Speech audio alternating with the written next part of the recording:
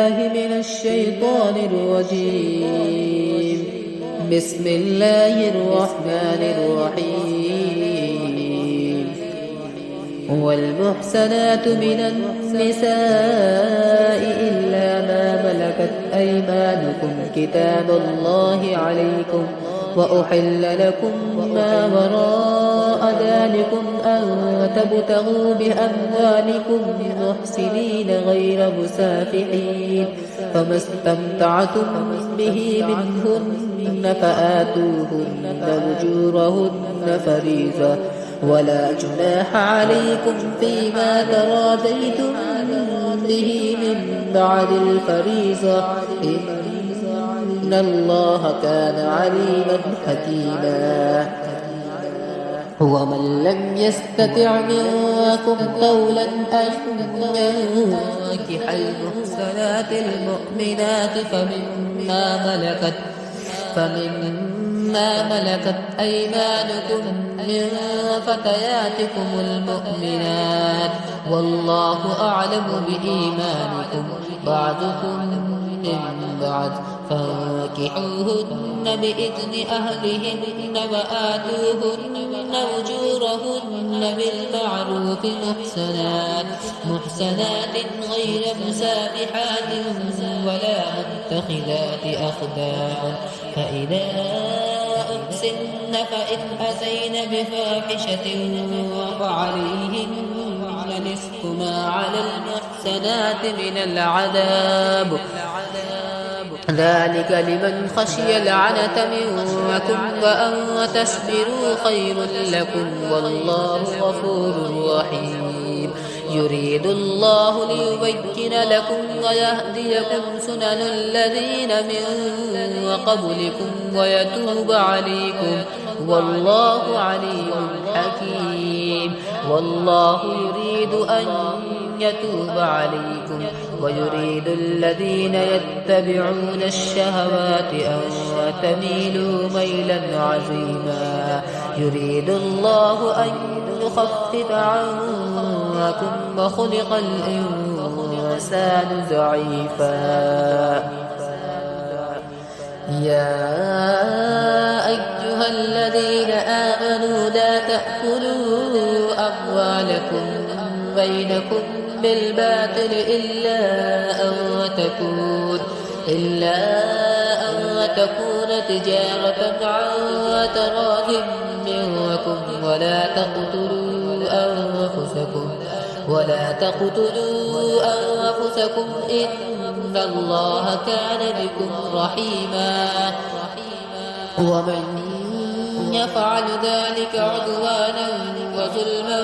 فسوف نصليه نارا، وكان ذلك على الله يسيرا. إن تجتنبوا كبائر ما تنهون عنه نكفر عنكم سيئاتكم وندخلكم مدخلا كريما. ولا تتمنوا ما فضل الله به بعضكم على بعض، للرجال نصيب مما اكتسبوا وللنساء نصيب مما اكتسبوا، واسألوا الله من فضله إن الله كان بكل شيء عليما. ولكل وجعلنا موالي مما ترك الوالدان والأقربون والذين عقدت أيمانكم فآتوهم نصيبهم، إن الله كان على كل شيء شهيدا. الرجال قوامون على النساء بما فضل الله بعضهم على بعض وبما أنفقوا من أموالهم، فالصالحات قانتات حافظات للغيب بما حفظ الله، واللاتي تخافون نشوزهن فعظوهن واهجروهن في المضاجع واضربوهن، فإن أطعنكم فلا تبغوا عليهن سبيلا، إن كان عليا كبيرا وإن خفتم شقاق بينهما فابعثوا حكما من أهله وحكما من أهلها إن يريدا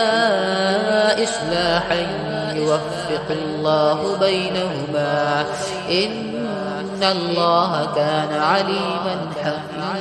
الله كان عليما خبيرا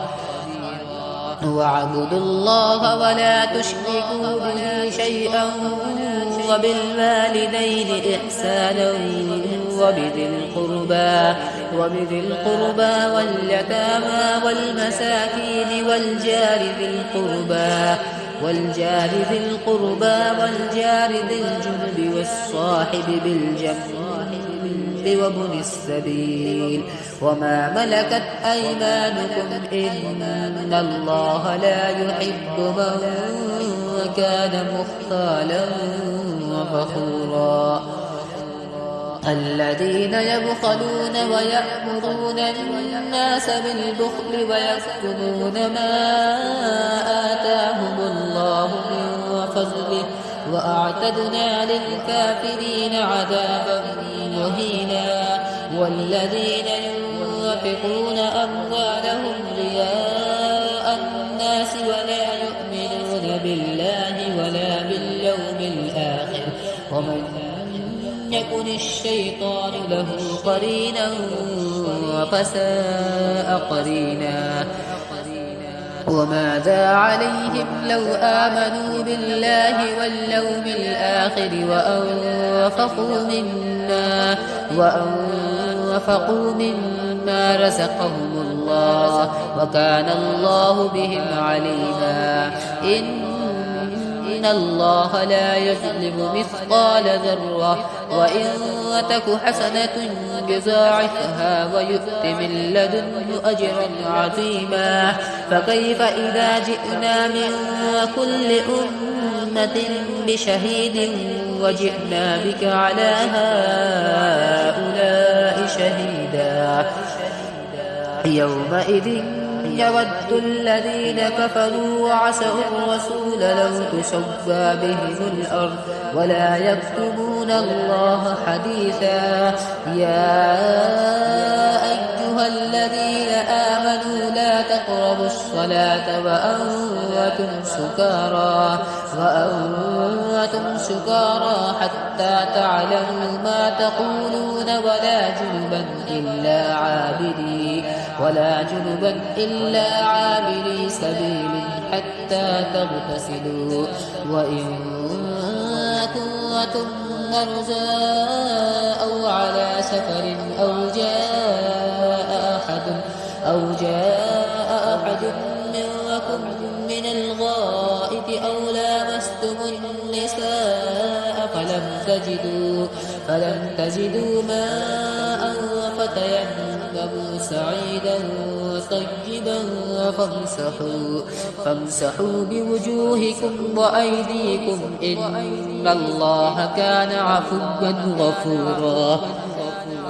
ألم تر إلى الذين أوتوا نصيبا من الكتاب يشترون الضلالة ويريدون أن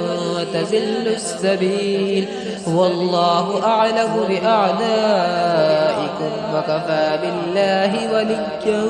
وكفى بالله نصيرا من الذين هادوا يحرفون الكلم عن مواضعه ويقولون سمعنا وعصينا واسمع غير مسمع وراعنا ليا بألسنتهم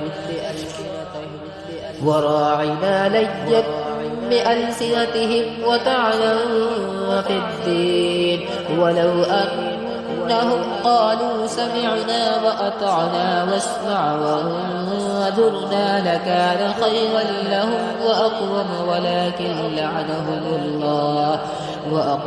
ولكن لعنهم الله بكفرهم فلا يؤمنون إلا قليلا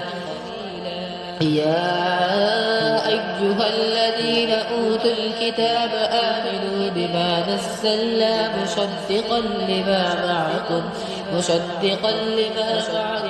من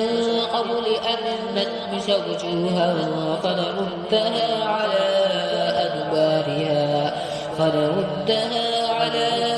أدبارها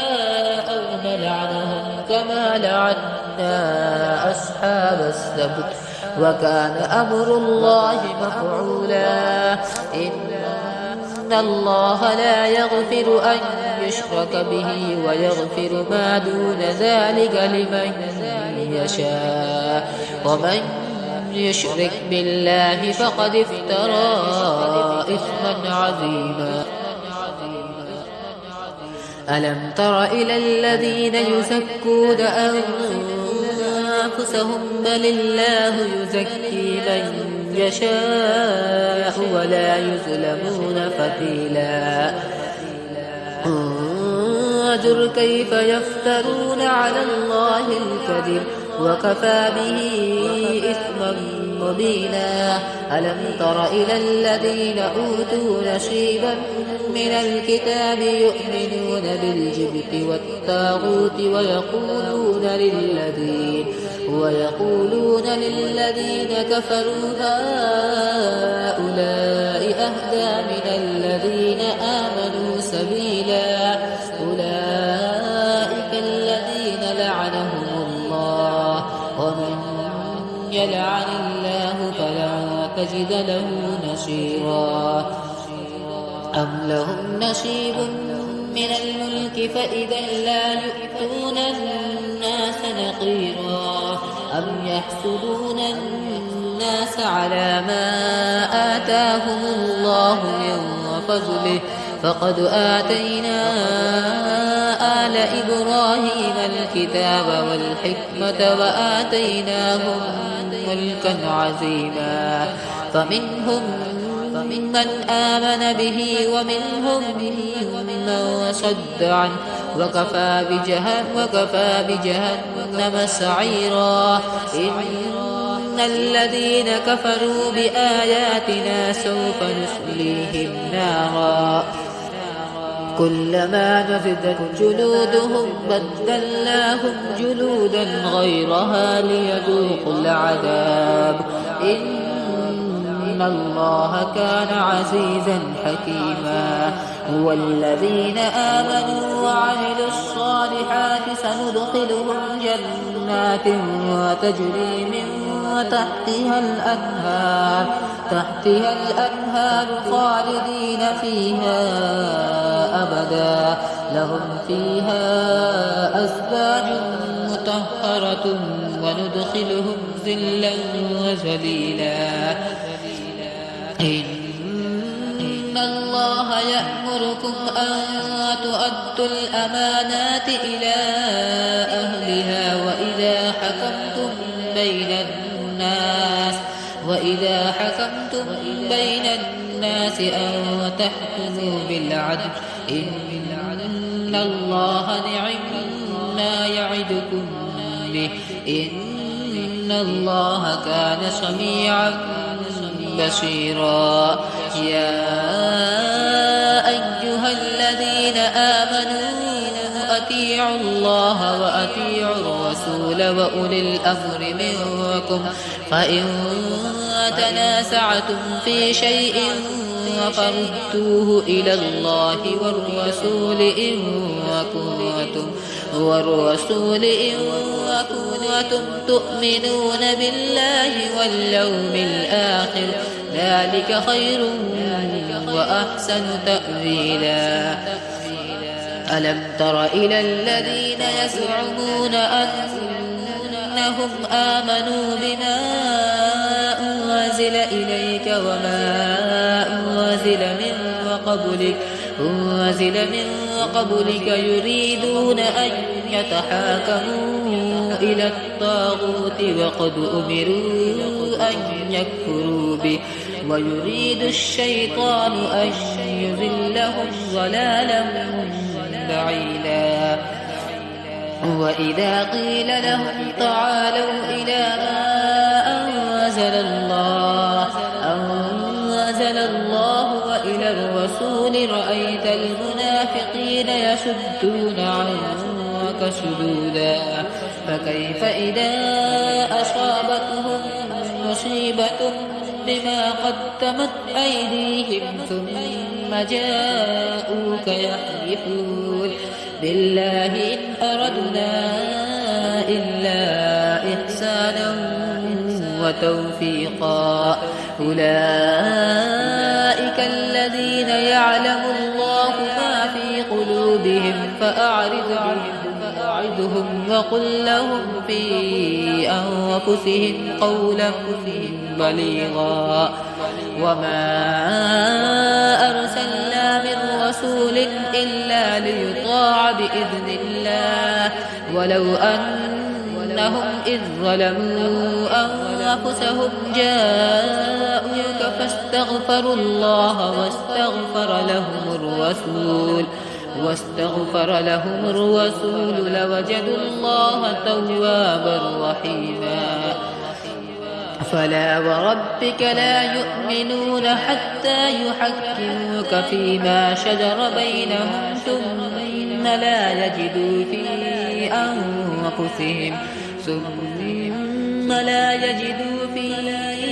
أنفسهم حرجا مما قضيت ويسلموا تسليما ولو أنا كتبنا عليهم أن اقتلوا أنفسكم أو اخرجوا من دياركم ما فعلوه إلا قليل منهم ولو أنهم فعلوا ما يوعدون به لكان خيرا لهم وأشد تثبيتا وإذا لآتيناهم من لدنا أجرا عظيما ولهديناهم صراطا مستقيما ومن يطع الله والرسول فأولئك مع الذين أنعم الله عليهم من النبيين والصديقين والشهداء والصالحين وحسن أولئك رفيقا ذلك الفضل من الله وكفى بالله عليما يا أيها الذين آمنوا خذوا حذركم فانفروا ثبات أو انفروا جميعا وإن منكم لمن ليبطئن فإن أصابتكم مصيبة قال قد أنعم الله علي إذ لم أكن معهم شهيدا ولئن أصابكم فضل من الله ليقولن كأن لم تكن بينكم وبينه مودة يا ليتني كنت معهم فأفوز فوزا عظيما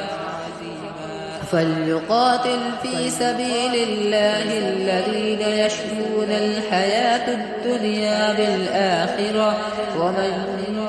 يقاتل في سبيل الله فيقتل أو يغلب فسوف نؤتيه أجرا عظيما وما لكم لا تقاتلون في سبيل الله والمستضعفين من الرجال والنساء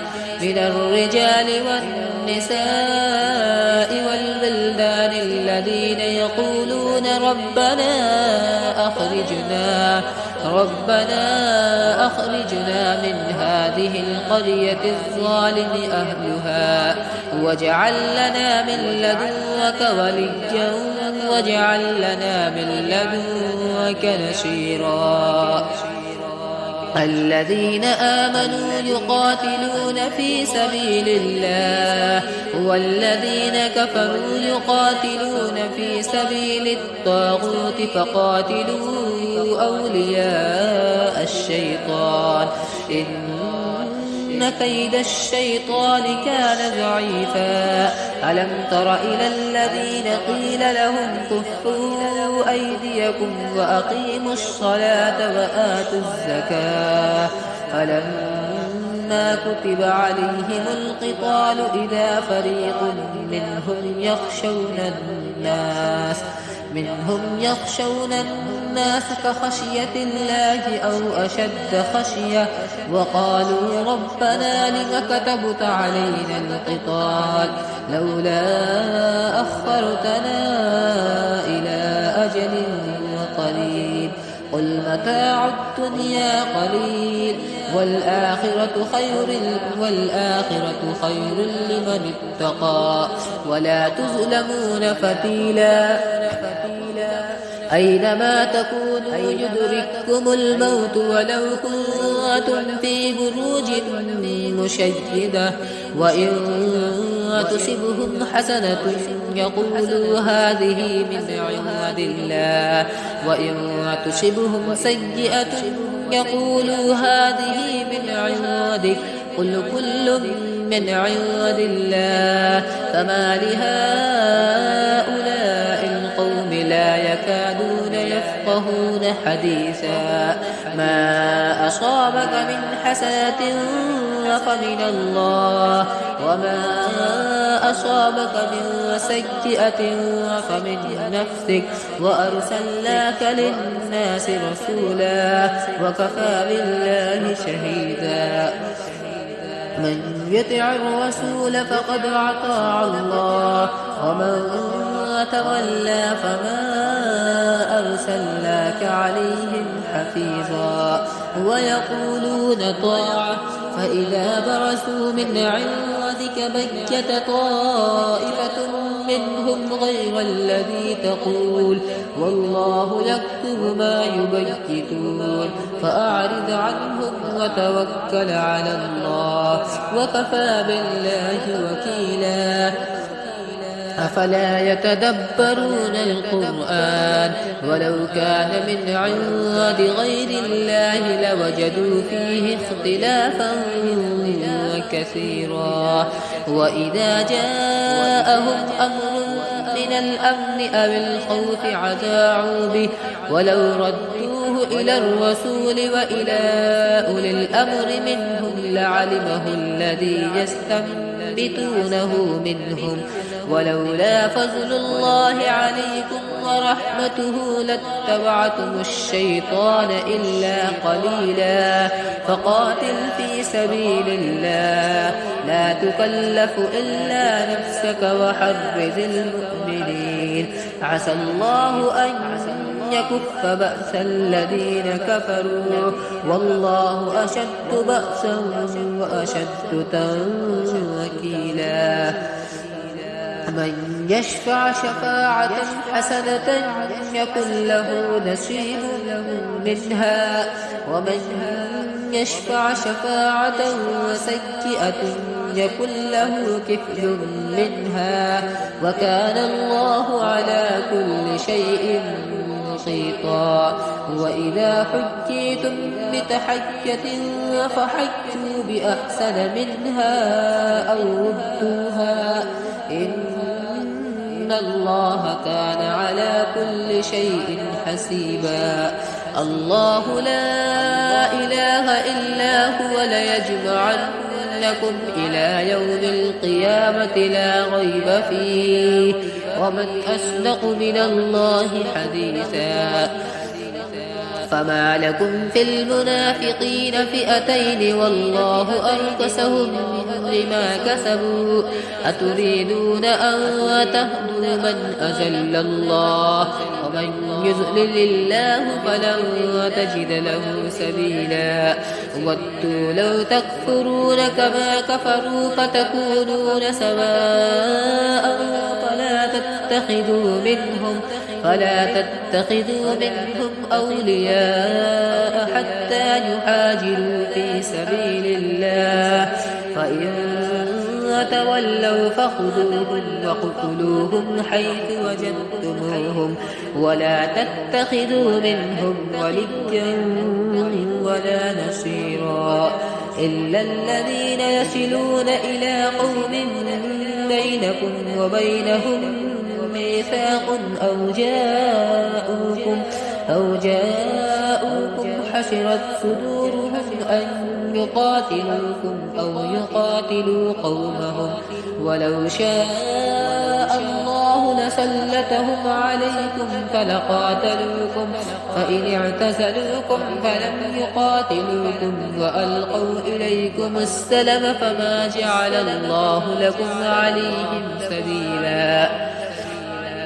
ستجدون آخرين يريدون أن يأمنوكم ويأمنوا قومهم كلما ردوا إلى الفتنة أركسوا فيها فإن لم يعتزلوكم ويلقوا إليكم السلام ويكفوا أيديهم فخذوهم وقتلوهم حيث ثقفتموهم وأولئكم جعلنا لكم عليهم سلطانا مبينا وما كان لمؤمن أن يقتل مؤمنا إلا خطأ ومن قتل مؤمنا خطأ فتحرير رقبة مؤمنة ودية مسلمة إلى أهله إلا أن يصدقوا فإن كان من قوم عدو لكم وهو مؤمن فتحرير رقبة مؤمنة وإن كان من قوم بينكم وبينهم ميثاق فدية مسلمة إلى أهله وتحرير رقبة مؤمنة فمن لم يجد فصيام شهرين متتابعين توبة من الله وكان الله عليما حكيما ومن يقتل مؤمنا متعمدا فجزاؤه جهنم خالدا فيها وغضب الله عليهم ولعنه وأعد له عذابا عظيما يا أيها الذين آمنوا إذا ضربتم في سبيل الله فتبينوا ولا تقولوا لمن ألقى إليكم السلام لست مؤمنا تبتغون عرض الحياة الدنيا فعند الله مغانم كثيرة كذلك كنتم من قبل فمن الله عليكم فتبينوا إن الله كان بما تعملون خبيرا لا يستوي القاعدون من المؤمنين غير أولي الضرر والمجاهدون في سبيل الله بأموالهم وأنفسهم فضل الله المجاهدين بأموالهم وأنفسهم على القاعدين درجة وكلا وعد الله الحسنى وفضل الله المجاهدين على القاعدين أجرا عظيما درجات منه ومغفرة ورحمة وكان الله غفورا رحيما إن الذين توفاهم الملائكة ظالمي أنفسهم قالوا فيم كنتم قالوا كنا مستضعفين في الأرض قالوا ألم تكن أرض الله واسعة فتهاجروا فيها فأولئك مأواهم جهنم وساءت مصيرا إلا المستضعفين من الرجال والنساء والولدان لا يستطيعون حيلة ولا يهتدون سبيلا فأولئك عسى الله أن يعفو عنهم وكان الله عفوا غفورا ومن يهاجر في سبيل الله يجد في الأرض مراغما كثيرا وسعة ومن يخرج من بيته مهاجرا إلى الله ورسوله ثم يدركه الموت فقد وقع أجره على الله وكان الله غفورا رحيما.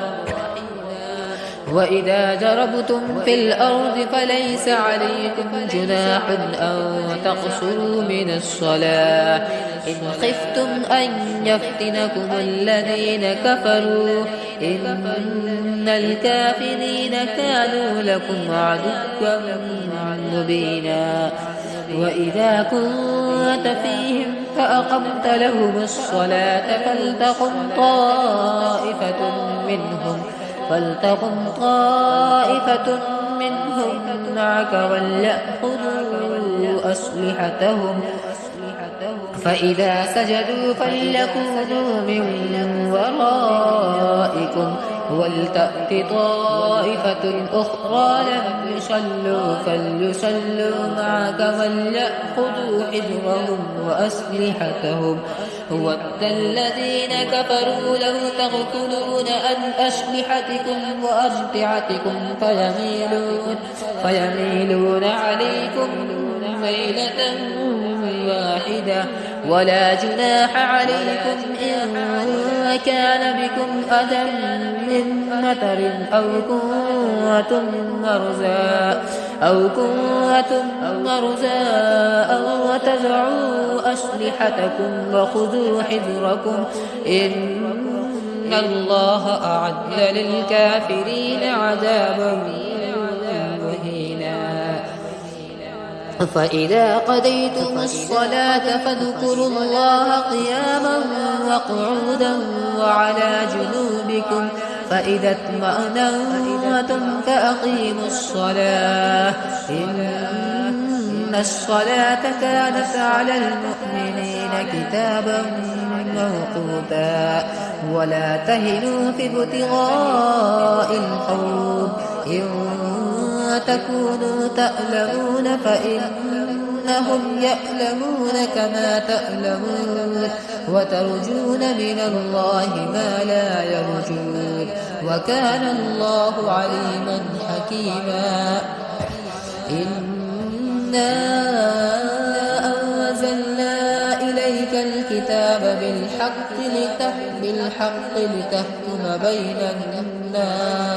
لتحكم بين الناس بما أراك الله ولا تكن للخائنين خصيما واستغفر الله إن الله كان غفورا رحيما. ولا تجادل عن الذين يختانون أنفسهم إن الله لا يحب من كان خوانا أثيما. يستخفون من الناس ولا يستخفون من الله وهو معهم إذ يبيتون ما لا يرضى من القول وكان الله بما يعملون محيطا. هؤلاء جادلتم عنهم في الحياة الدنيا فمن يجادل الله عنهم يوم القيامة أم من يكون عليهم وكيلا. ومن يعمل سوءا أو يظلم نفسه ثم يستغفر الله يجد الله غفورا رحيما. ومن يكسب إثما فإنما يكسبه على نفسه وكان الله عليما حكيما. ومن يكسب خطيئة أو إثما ثم يرمي به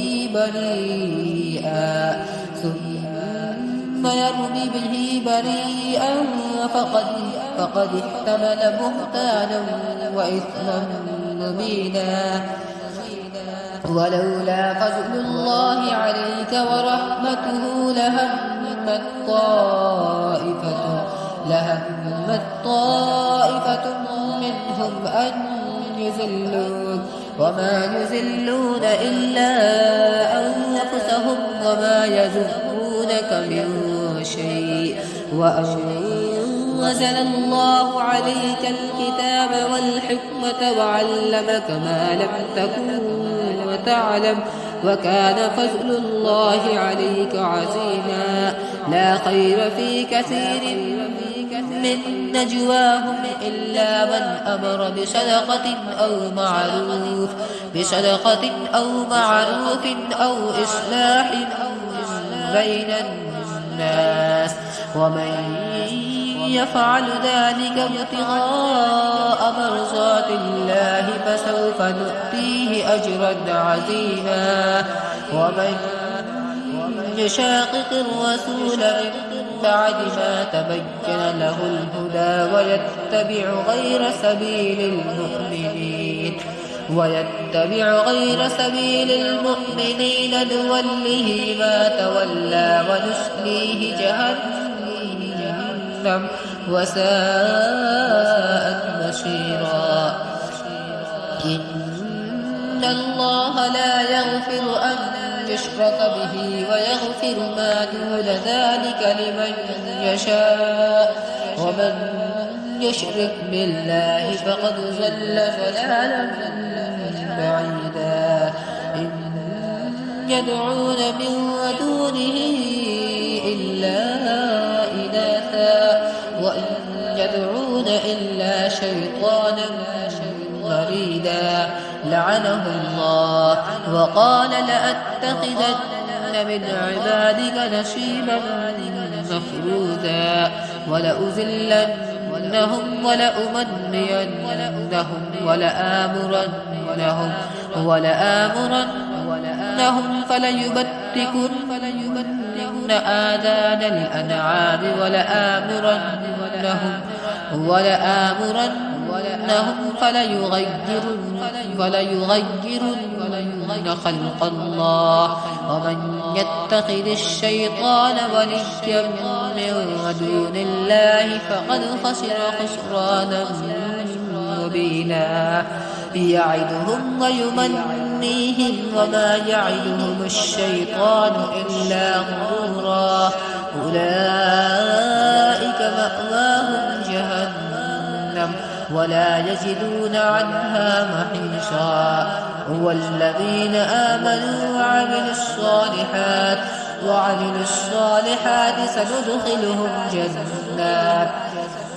سندخلهم جنات وتجري من تحتها الأنهار خالدين فيها أبدا وعد الله حقا ومن أصدق من الله قيلا ليس بأمانيكم ولا أماني أهل الكتاب من يعمل سوءا يجز به ولا يجد له من دون الله وليا ولا نصيرا ومن يعمل من الصالحات من ذكر أو أنثى وهو مؤمن فأولئك يدخلون الجنة ولا يظلمون نقيرا ومن أحسن دينا ممن أسلم وجهه لله وهو محسن واتبع ملة إبراهيم حنيفا واتخذ الله إبراهيم خليلا ولله ما في السماوات وما في الأرض وكان الله بكل شيء عليما وكان الله بكل شيء محيطا ويستفتونك في النساء قل الله يفتيكم فيهن وما يتلى عليكم في الكتاب في يتامى النساء في يتامى النساء اللاتي لا تؤتونهن ما كتب لهن وترغبون أن تنكحوهن والمستضعفين من الولدان وأن تقوموا لليتامى بالقسط وما تفعلوا من خير فإن الله كان به عليما. وإن امرأة خافت من بعلها نشوزا أو إعراضا فلا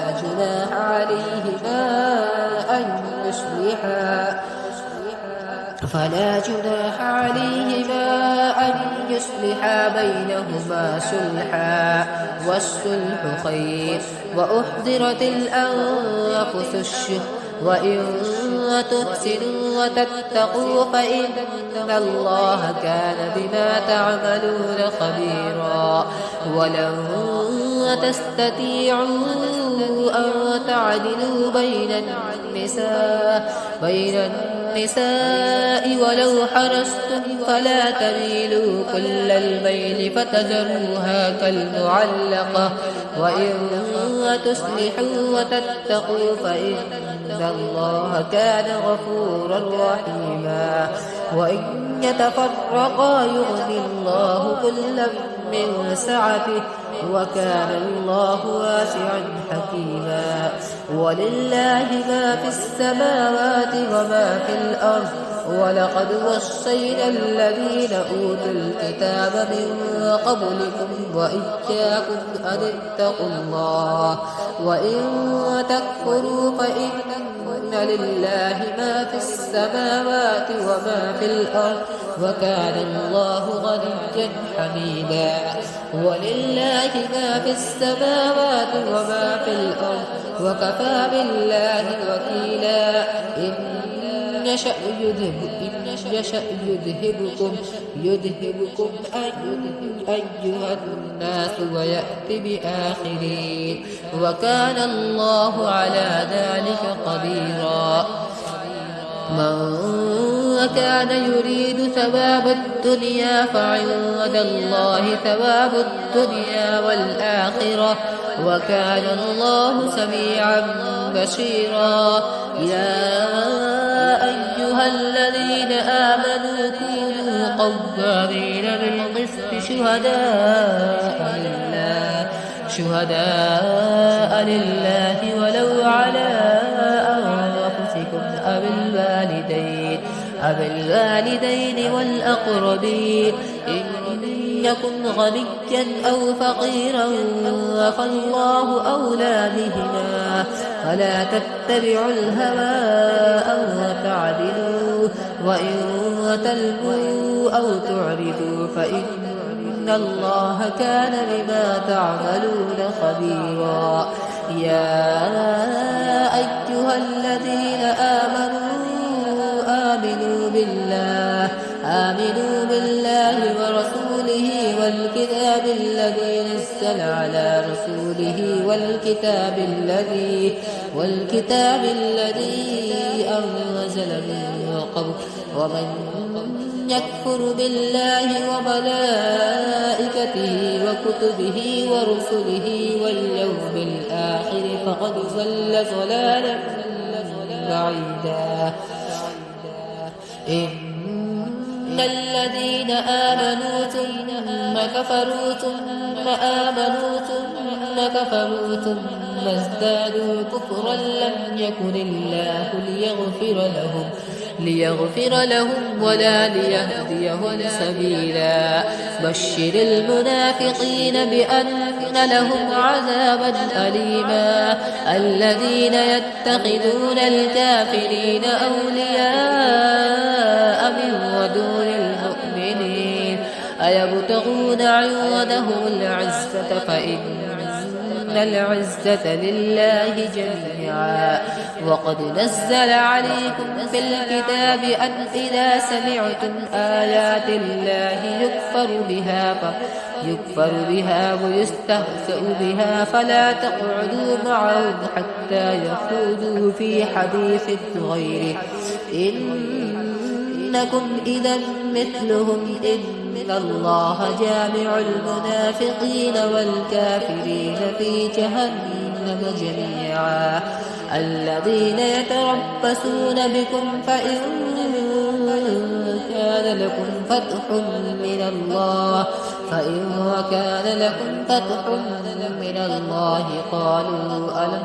قالوا ألم نكن معهم وإن كان للكافرين نصيب قالوا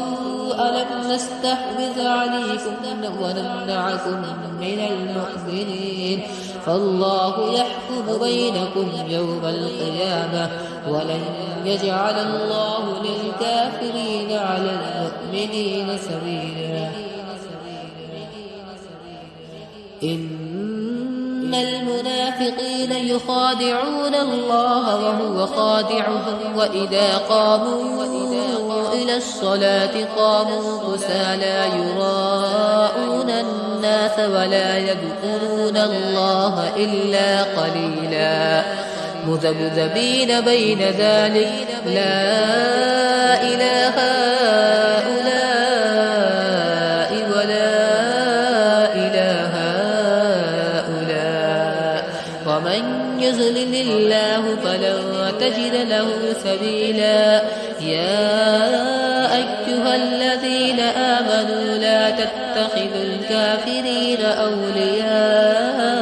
من دون المؤمنين أتريدون أن تجعلوا لله عليكم سلطانا مبينا إن المنافقين في الدرك الأسفل من النار ولن تجد لهم نصيرا إلا الذين تابوا وأصلحوا واعتصموا بالله وأخلصوا دينهم لله فأولئك مع المؤمنين وسوف يؤتي الله المؤمنين أجرا عظيما ما يفعل الله بعذابكم إن شكرتم وآمنتم وكان الله شاكرا عليما صدق الله العظيم.